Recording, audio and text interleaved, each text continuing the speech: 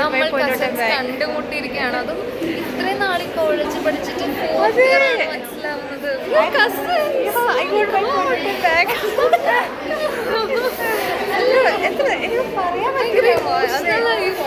ഒരു മൊമെന്റില്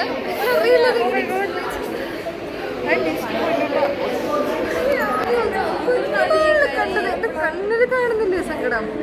നേരെ കണ്ണിക്ക് ഇനി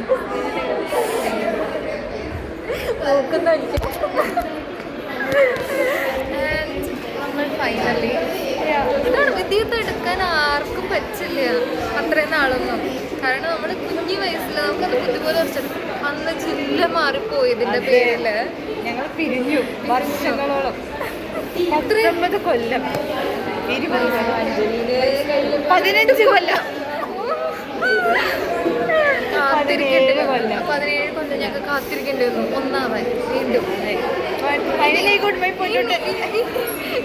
ഇനി മാറില്ല, പിരിയില്ല നമ്മൾ, പിരിയില്ല.